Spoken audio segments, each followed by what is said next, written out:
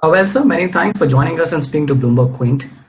Uh, you know, there's a lot of push, thrust, and excitement about the government's Indian Railways redevelopment drive as far as the station is concerned. Now, I want a couple of questions on the same. The plan for redevelopment of railways was first envisaged back in 2004, 2005, and a lot has been spoken about over the past, couple of years. But that plan has largely remained on paper. What do you think this push uh, makes it different, and what kind of timelines you have this time around? Well, as far as your concern about the past is concerned, Mhm. I would like to say, since it was something which was not the normal kind of activity for railways, because railway is a transport organization. So there were a lot of issues which needed to be handled, including the legal issues of amendment of the Act, which was amended in 2005, and Rail and Development Authority was created. Under the railway functions, one of the things which was added was developing any railway land for commercial use. So it was added in Section 11 of the Railway Act. And then finally in 2007, the Rail and Development Authority was set up, rules were framed. So there were a lot of things which were preparatory activities, I would say, which took place. There were a number of attempts which were also made, and there was a lot of learning, I would say, which went into in the past. But having done that and having learned what works and what does not work, now the present government has done a lot of facilitation in terms of whatever were the concerns of investors. There were concerns on one of the very major concern was on the approval processes. So the government, because it is station development is the priority agenda of the government, and Honorable Prime Minister, in fact, is also monitoring it, and Honorable Railway Minister is also very closely monitoring, and they have facilitated the single window clearance, that the layout plan as well as the building plan can be approved by IRSDC and RLDA. The change of land use is not required pan India. The Ministry of Environment Forest has also very recently clarified that the station development projects along with commercial development, they are railway projects, and accordingly they are exempted from prior environment clearance from Ministry of Environment and Forest. So that does not mean that whatever we'll be constructing will not be environmentally sustainable. We'll be preparing environment management plan, but like the other railway projects, they will also not require prior environment clearance. So that removes a lot of uncertainties in the mind of developers, investors. So that is one. Second was the issue of infrastructure status. So that has also been granted to these projects. Third was they asked for a longer lease period. Earlier we were giving a lease period of only 45 years for the built up area. So now 99 years, up to 99 years is allowed. Mixed use development is allowed. Multiple subleases is allowed, and the national TOD policy will be followed for the entire development. So I think these are huge facilitations which will be confidence boosters to all the investors. Then the another thing which has been done by the government is they have also constituted a group of secretaries to oversee and facilitate various policy decisions as far as station development is concerned. That is chaired by CEO Niti Aayog, and Chairman Railway Board is also co-chair. And then we have Secretary DA, we have Secretary Ministry of Housing and Urban Affairs. So it is having various organs of the government which are concerned with PPP. So all the documents are now model documents being prepared, and Public-Private Partnership Appraisal Committee, which is headed by Secretary DA, is approving various documents, be it RFQ and RFP. So that is balancing the risk between the authority and the concessionaire. So I would say these all facilitations are now ripe for launching it in a big fashion. And we have two examples also of station development, because unless until we make a beginning. So we have Habibganj, which IRSDC awarded. It was the first PPP project in the country. And we have another project which is in Gandhinagar, Gujarat, where it is being done on EPC with the joint venture with the state government, where we are not only doing the station development, but also constructing on top of tracks, which is country's first 318 room 5-star hotel on top of tracks. And both these projects are nearing completion. By December 2020, they'll be completed. So this is giving huge confidence to all the developers, yes, the station can be developed while the trains are running, because we have all these stations, mostly they are brownfield stations. So while maintaining safety, we can still do the work. Right. And what kind of timelines? And there have been a lot of numbers out in the media. Some say about there are 400 stations are in the pipeline. Then, as per the Niti Aayog, the main focus on the 50 stations. Give me what's the focus right now, and how many stations are under the umbrella for redevelopment? See, the numbers in market 400, 600, so they are all valid numbers. So that is essentially the aim, the larger aim. But presently, the focus is that we should be able to award tenders for 50 stations within 1 year. So with that aim, we are working. We have already awarded 3 stations, namely Anand Vihar, Bijwasan, and Chandigarh. We have already finalized RFQ for 4 stations, namely Amritsar, Nagpur, Gwalior, and Sabarmati. Rail and Development Authority is also working. So 4 stations RFQ they have also invited, and 2 they have finalized, 2 they are in the process of finalization. And other stations, we are in the process of approvals at the level of government, and very soon we'll be inviting the RFQs. In fact, 2 very iconic projects for which the RFQ has been very recently called. That is Chhatrapati Shivaji Maharaj Terminus, Mumbai, which is costing 1642 crores, and New Delhi, which is costing about 5,000 crores. So Chhatrapati Shivaji Maharaj Terminus is being done by IRSTC, and New Delhi is being done by RLDA. So these are very, I would say, iconic projects, largest projects in the country, and Chhatrapati Shivaji Maharaj Terminus being the UNESCO World Heritage Site gains further importance. So these 2 projects will invite, I'm sure, interest from global investors besides the Indian investors. Right. And what's the business model of IRSDC? The business model of IRSDC, if I say which will connect with the public, it is essentially to make money out of air and convert a station at par with airports. So we are not selling the land; it is the air rights which are available. So air rights are used, and that is monetized. And the other facilitation also, which has been done by the government, is user charges.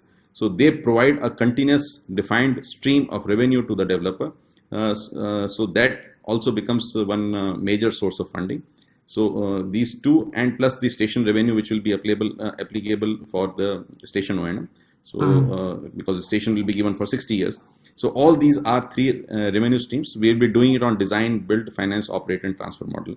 Mostly. Some of them are being done on EPC, as I said, Gandhinagar, and 3 stations, namely Anand Vihar, Bijwasan, and Chandigarh. But remaining all will be on PPP, DBFOT model. And also, larger on what's the model of funding the redevelopment work?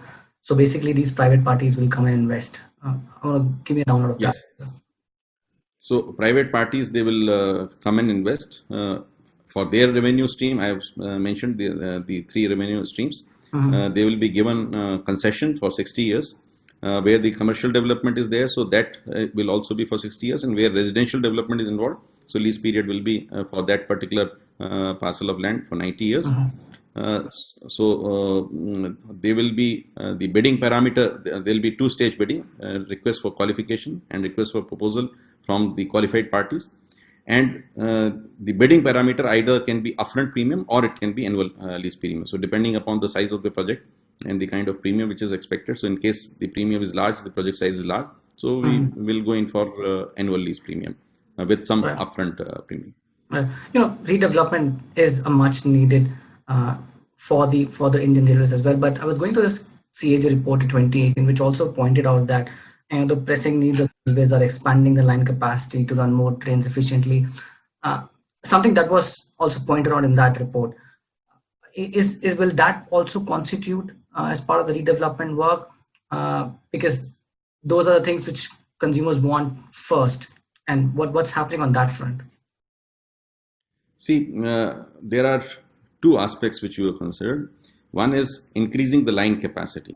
So when we are making the plans for station development, so definitely that is taking into account the operational requirement, because station redevelopment is to give world-class amenities to the passengers, but at the same time, the operational requirements have also to be met, because if we do not plan for the 45 years, at least that is the horizon we are keeping in mind for the expansion of the station for additional lines, etc., or platforms which is required. So that is being done. Then comes the capacity enhancement in terms of new lines, gauge conversion, doubling. So that is also happening, and for which there's a huge investment which is planned. The railways have already broken all the records in the past of adding new lines, doing gauge conversion and doubling. So that is parallelly going on. Dedicated freight corridor is going on. The private trains operations, so that is another thing which is going on. So there, the work is on different sectors. Presently, as IRSDC, we are focused on stations. So we'll be developing stations, and we'll also be taking another model is there, which taking up stations on standalone facility management, which are presently not envisaged for redevelopment. Okay, and you're also looking at surplus land monetization, and what's the amount of surplus land that is available with the railways that can be monetized? See, roughly about 43,000 hectares is the total surplus land which is estimated. But I would say all these estimates will also further increase once we master planning of the entire railway land at the stations which is there. So when you do master planning and you use all the height which is possible and you go vertical, so in that case you can make more land also available, because earlier the planning was not monetization. Earlier the planning was to have facilities only for the railways. So accordingly, the facilities which have been developed do not use all the kind of height or the FAR which is possible. So once we do the master planning, we might have even more land. So land monetization is part of the station development, and it is also being done separately to generate additional resources that is being done by RLDA. So RLDA has recently awarded work at Ashok Vihar, where Godrej have been appointed. So that is being done. That is also being simultaneously happening. And for IRSDC, lease rentals will be the key revenue drivers going ahead now? For IRSDC, if you are talking of the revenue stream of IRSDC, revenue stream of IRSDC, whatever is the premium which is coming from the developers, be it in the form of annual lease rental or upfront premium. So there is already a system which has been devised that there will be a remuneration to IRSDC, which will be a percentage of the fee, so that whatever is the project development cost which has been invested by IRSDC, and then to the promoters we have to give certain returns, and then we have to have some surplus. So we have also been allowed by Ministry of Railways to retain 15% of the net surplus which will be available with us, and then we pass on to RLDA/Railways the remaining surplus. And what's the total investment that is required for at least the 50 station that you talk about? For 50 stations, roughly the investment in terms of what will be going for the station redevelopment, so that I say is in kind, and what will be going for the real estate development will be roughly about 50,000 crores. So that is the kind of investment which is going in for these 50 stations. And any timelines that you're having? Timelines for both also the Delhi station and the Mumbai station as well, and for the 50 station, what kind of timelines are you looking at? As far as CSMT is concerned, we invited the RFQs on 20th of August. We are having the pre-bid meeting on 22nd of September, and 22nd of October we will be opening the RFQ. And thereafter, maybe another about 2-3 months will take more before we float the RFP. And once we float the RFP, we hope that by 2021 middle, we should be able to award it, and after the financial closure, the work can start. And similar timelines are for New Delhi also. And the period of construction of these two stations, because these are big stations, they have to be done in phases. So 4 years of timeline is for completion of the work from the appointed date. And we can expect the RFQ for the other station also roll out sooner. Any timelines for that? Yes. So as I said, we will be every month the RFQs would be coming out. So total 50 have to be done. As I already mentioned, 8 have already been, or 10 if you include CSMT in New Delhi. Roughly 40 more. So every month we'll be coming out with the RFQs. All these timelines are being monitored by the group of secretaries also. Right. And also, a lot is riding on the interest from the private parties to invest and redevelop the station. What kind of interest has been there so far? I would say for the four stations which IRSDC bid out, the interest was, despite COVID, it was a huge response. We got 32 bids for the four stations, and out of which 29 finally qualified for the RFP stage. And each station we had minimum, I would say, 6 bidders who were qualified. So by all standards, that is a very good participation. And further facilitation which has been done recently, the Public-Private Partnership Appraisal Committee has done away with the technical eligibility criteria at the qualification stage. So what we are looking for is investors. So the investors who have net worth or ACI, which is again in case of CSMT, it is 821 crores. And in case of New Delhi, it is roughly about, I think, 1200 crores. So if you have that in the preceding financial year, you can qualify. But before the execution is done, so before the appointed date, the eligibility criteria for the construction agency, that is also defined.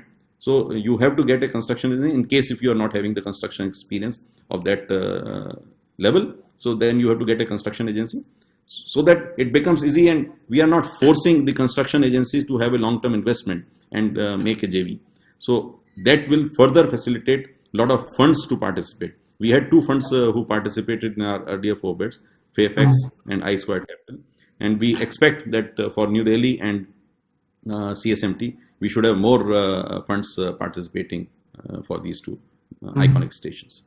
Right, and because of the COVID situation, there has been a slowdown is upon us. Do you see that could derail or delay the plan, because the thrust actually took off this year?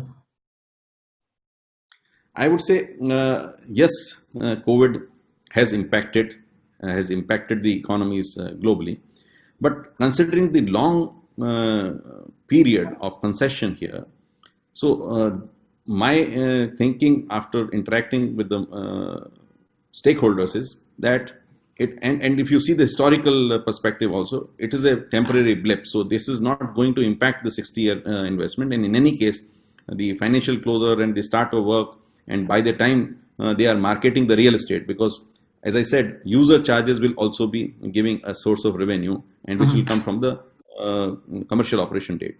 So that will have its impact. But these are very good projects where when any developer goes to any other land, they are not sure of the title. Here, the land is absolutely clear title, encumbrance free in the heart of the city. So whatever slowdown or impact will be, that is on the fringe, but not on the in the heart of the city. So these are already city centers. And as Honorable Prime Minister also said in his Independence Day speech, what we are developing them as multimodal hubs. So these will be on redevelopment. The way we have visioned them, they will be 24/7 Railpolis, just like you have Aeropolis, Megapolis. So these redeveloped stations, along with the commercial development, they will act like a 24/7 Railpolis, where we'll have commercial, residential, rental residential, offices, mall, and redeveloped station building will act like a city center rail mall, where you can have, besides your transportation function, all other functions can be met. In fact, people would then love to come to station a bit earlier and pass time there rather than being in the city and being under tension of reaching the station just in time. So that is the kind of development which we are visioning, and it will be very soon available in case of Habibganj, where the station is going to be completed and the commercial development is also going on. So very soon you will see the commercial development and the station as to how they are complementing each other at Habibganj and Bhopal. And which was the party that participated in the station, which is going to be unveiled in December? The developer at Habibganj is Bansal Pathways, who is developing the project. So the agreement was signed with them in 2016. Because of COVID, again, there has been some delays, but the work is going on at full speed, and we are reviewing it very regularly, and we are absolutely confident by December 2020 it will be completed. And this user development fee, who will be deciding it? Will railways be finalizing and there will be a cross, or that will vary from station to station? Well, exact nature of that would be known once it is notified by Ministry of Railways. So it will be done by Ministry of Railways. It will be predetermined. And how it will be escalating with time, that will also be given in the concession document. So it will be decided as to what it is now and how, as the inflation goes on, how exactly it will be escalating. But it will be a nominal fee in the sense that considering the user profile which the railways have. So that will also have to be taken into account. So it will not be, many times people say whether it will be equal to what airports are charging. It cannot be, because the user profile is different. And as far as whether it will be same across different all the stations, that is one thought, and hopefully once they notify it will be clearer. And if that is done, so that makes things much easier for all the developers. True. And last, because the variable can be on the real estate component what will be packaged rather than the user fee component. Right. And lastly, do you foresee IRSDC to be listed as well going forward? Is that a large? Well, the cabinet, which has Union Cabinet, which has approved IRSDC as the nodal agency for entire station development in the country, has also given all this facilitation. We can set up a fund, we can make JVs, we can have disinvestment in future following Department of this Public DPAM guidelines. So all that is possible. So in future, yes, it is very much likely. Presently, we have two promoters now. RITES has also joined very recently as one of the promoters of IRSDC, which are already listed. So now we have IRCON and RITES as two promoters, which are listed companies as 50% owners of IRSDC, and RLDA is another 50% owner of IRSDC. But any timelines? Timelines for listing of IRSDC, it is difficult to give presently, but yes, once we have done around maybe 50 stations or so, and we are targeting another 90 stations to be taken up on a standalone facility management, which will also be a very unique model. So with that, then we will test the market. Can you touch upon the standalone development model as well? Standalone, it is not exactly development, it's standalone facility management. So we'll we'll focus on low cost, high impact items so as to give a new look and feel and identity to the station. So we will not be investing on making a new station building or making a new concourse where the passengers will be waiting in a redeveloped station.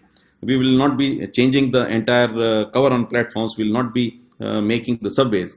But we will still be working on improving the circulating area, the facade, the lighting, the waiting areas, the toilets, the entire the passenger experience in terms of the various amenities which are available, certain other features to make it Divyang friendly. So those investments which are low cost but high impact and which can be done within a period of less than a year. So that will be done. For 15 years, we will be giving it on PPP on concession. So the operator who will be coming will be responsible for managing the entire station, the non-core functions, and also will be getting the revenue from all the kiosks, stalls, parking, advertisement, and also the platform tickets. So are these stations will be more present in the smaller towns? How will you distinguish between which one to go for a proper PP model redevelopment and which one to go for a standalone? We are presently working on 123 stations for redevelopments, out of which 50 stations, as I said, will be taken up for redevelopment. So after removing those 123, other stations which are in the railway category, high footfall and high passenger earning, so earlier category used to be AA1 category. So we have chosen 90 stations. So from those 90 stations, based on the footfall, so we have prioritized them. So those 90 stations will be taken up initially. Which are not presently, they are good important stations having good footfall, but are not being taken up for redevelopment immediately. So those stations will be taken up for standalone facility management on PPP. All right, so I think we'll wrap at this note. Wishing you best, and really appreciate you taking our time and speaking to us in Bloomberg Quint. Thank you so much for your time and Bloomberg Quint. Thank you, Nishant. Thank you.